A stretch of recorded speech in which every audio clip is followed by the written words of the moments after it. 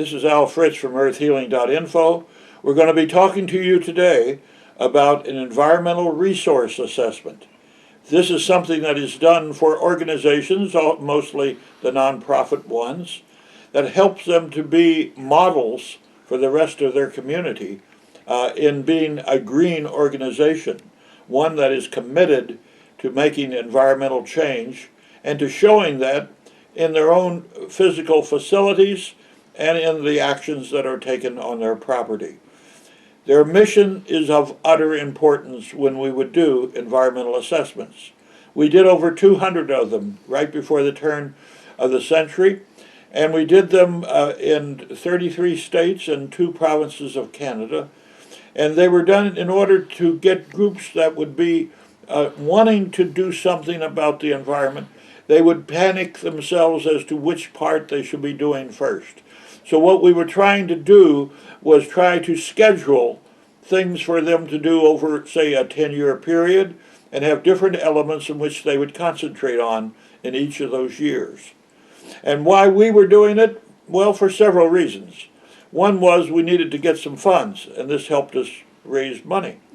The second was we were trying to show that Appalachia itself, from which we were coming, had something to give to the world, not just something to take from them, and therefore it would be deficient, but rather it has a gift to give to others. We have to communicate, and to communicate means that people have to speak from both sides, those that give and those that receive, so that both are actually givers in the long run. We would do these assessments in such a way that we would consider what kind of resources they had available. They had to be practical things that they could do with the people that they had to do it with. Over a period of time, it became evident that the ones who were leaders within that community or institution that would take on the task itself were the ones that could make it either successful or fail, or they would put it on the shelf and say they would postpone and do it later. So really it was important for us to find leaders within their communities and to find exactly what they had available that they could operate with, both financially and also the other types of human and talented resources that they had at hand. And so we would actually set up a schedule for them. Usually a 10-year schedule, but it would be one in which they would not panic. Many people wanted to be green, and therefore they would start one thing, and then before it was over, they would start a second and a third and a fourth, and none would be really successfully done. And so it was important for them to schedule and to feel okay about the fact they would not put their solar in on the first year, but maybe they should just plant trees, which would take a long time to secure. We developed 10 different elements, that is, components of an environmental assessment for a given property. And so we did not necessarily take them in an order, but because each of the assessments we did were unique. They were not things we told other people about, because it was meant for that group, and it was meant something in a confidential way. One of the reasons why we never had a showing of different ones' success stories, mainly because others may not have been near as successful, but were doing the best they could, and it would have been very discouraging. We also did not publicize these assessments. It all came from word of mouth, from one to the next. And it was important for us to realize that it was the good that we were doing to some that made others want to have an assessment from our group. These areas that we include, generally we start with land itself because we had to go and see what the place was like. And it was sort of the lay of the land, the ability of a property to be where it was. We had to know the boundaries and the maps of what it was like in each place. And so we would look at the land very quickly, make a survey of finding out what is the issues that is important in this one place. And so land and what it was wetland or forest, or they had a lot of lawn, or they had buildings that needed repair. These were things that were the first things that we would look for in an assessment. You might say, why an assessment? Why not an account or some type of audit?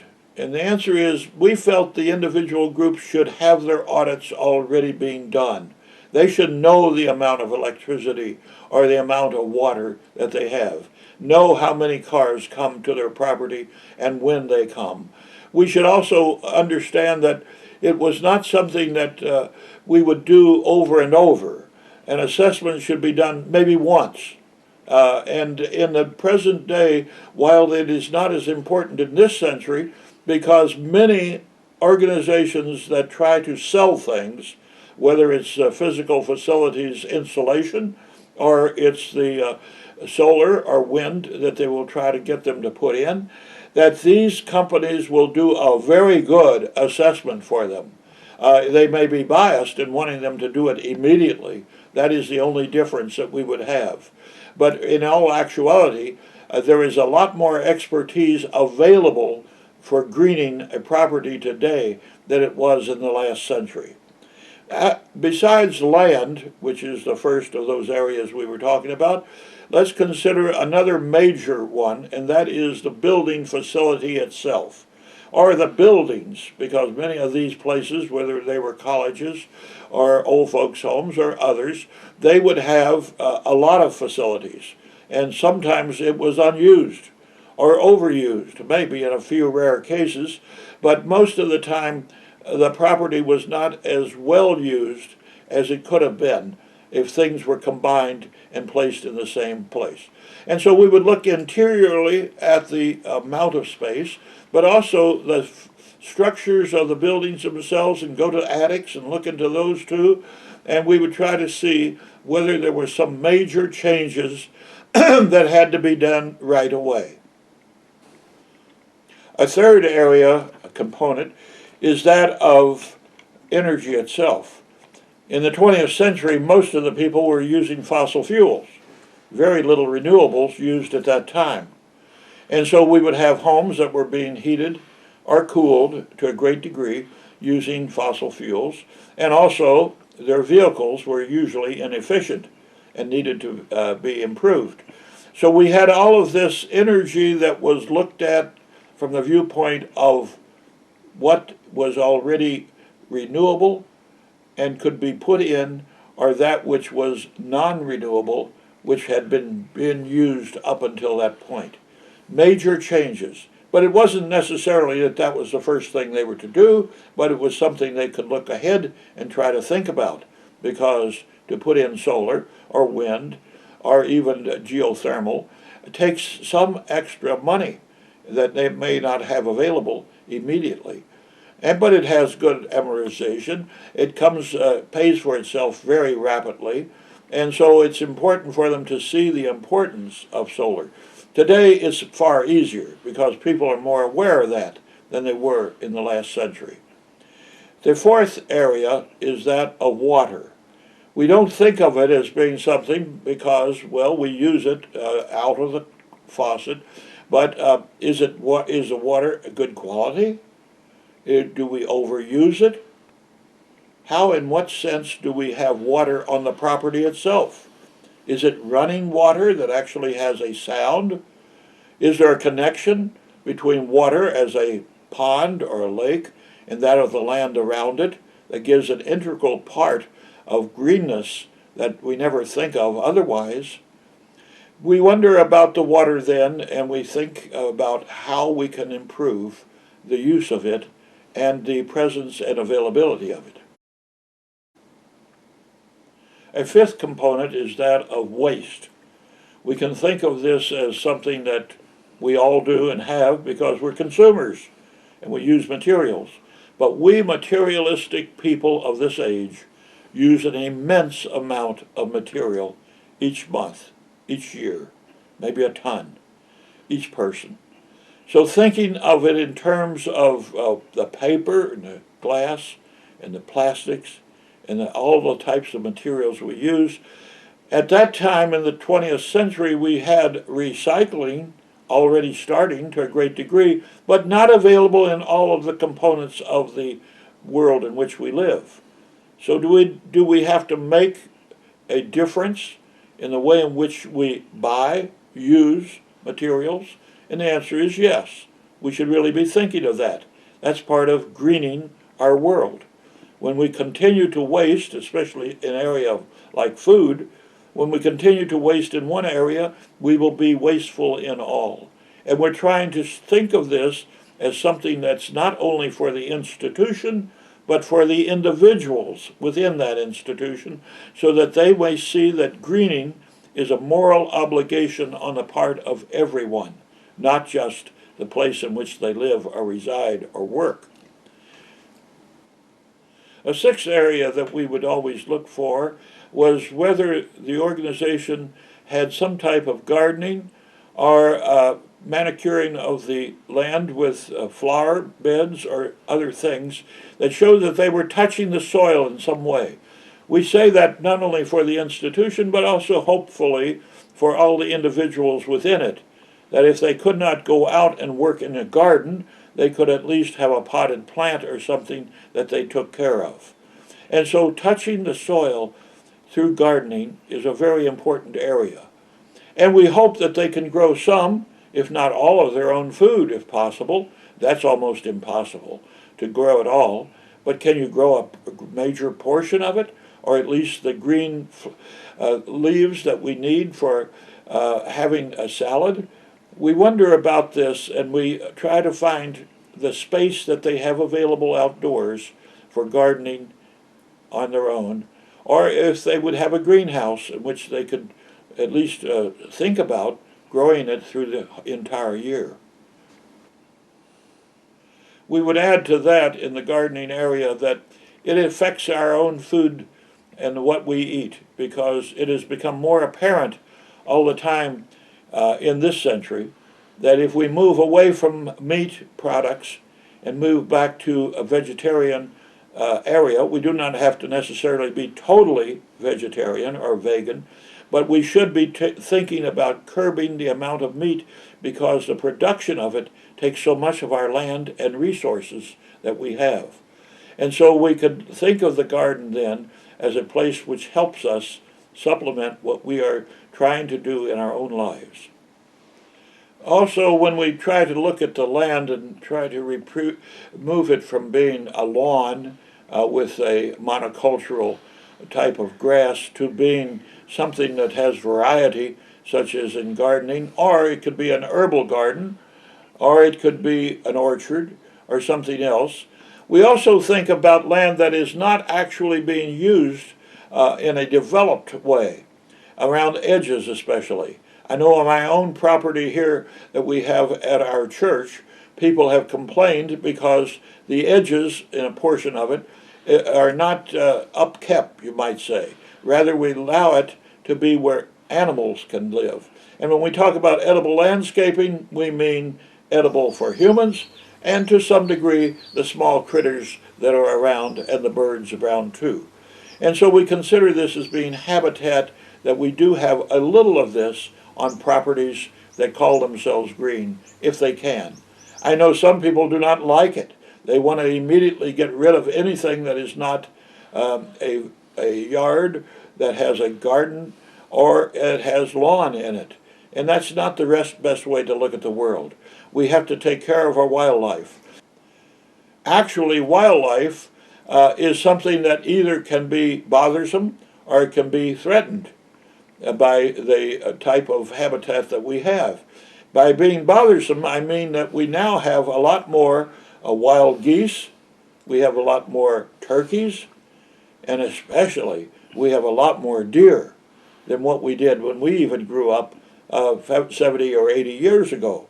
In fact, the deer today are enormously in number in urban areas as well as suburban and rural areas. And they love certain types of shrubs that you have, or actually certain flowers, but they also dislike a lot of things. And if we have a deer problem, think in terms of putting in things that deer do not like, whether they're in the garden itself and growing things, or it could be other ways in which we have flowers or shrubs too. But deer are important, and we have to think also in terms of harvesting deer if it has to be.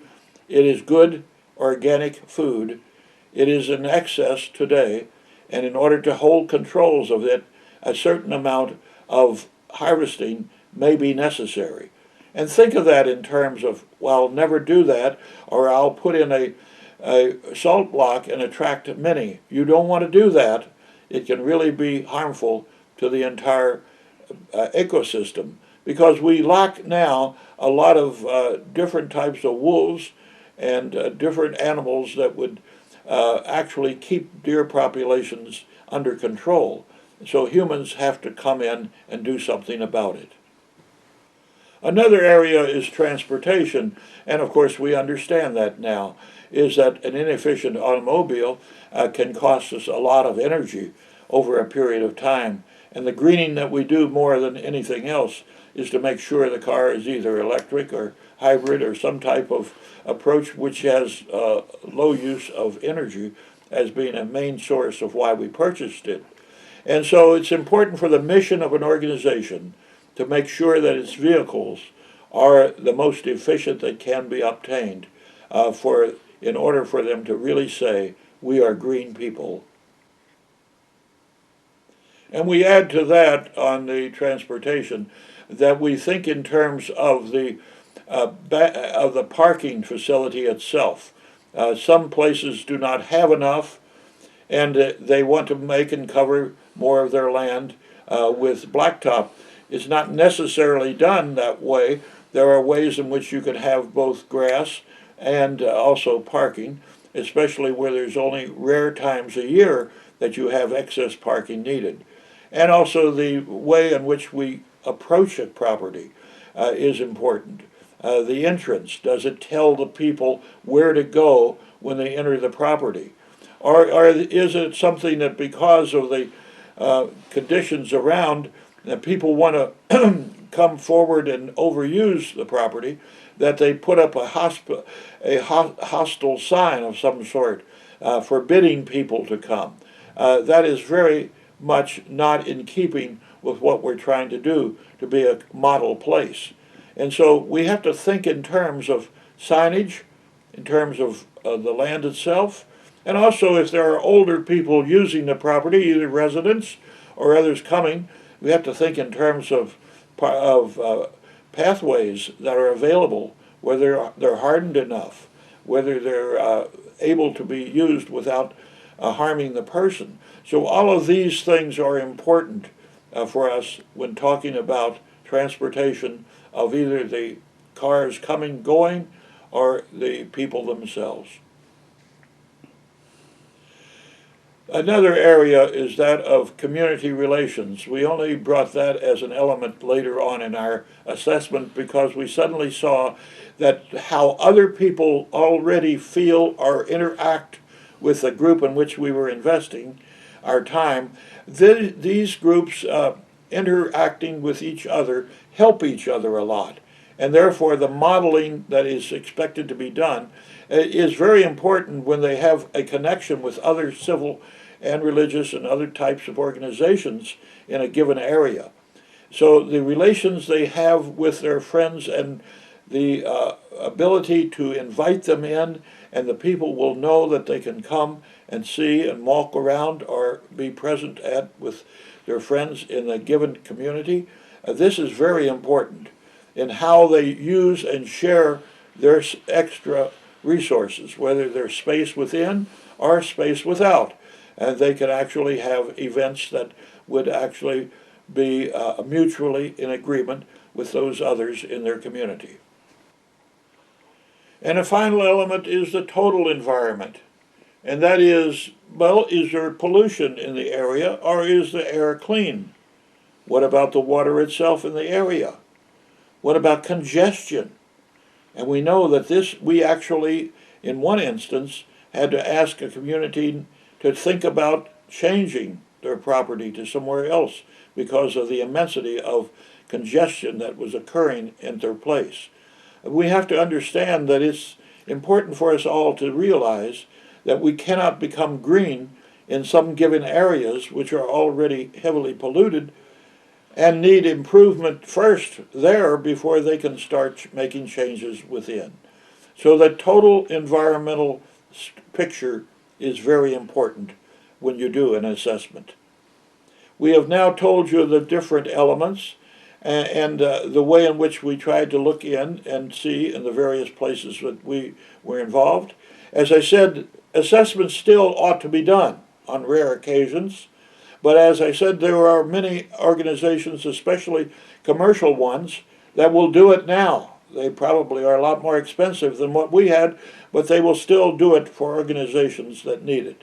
And assessments are important to look at and see your entire view of what you are and what you intend to do. We have to curb the climate change that is occurring now. This has to be done by individuals and also institutions. And we ask you to think seriously about taking these into consideration in the coming months and years. This is Al Fritz from earthhealing.info. Come and visit our site sometime.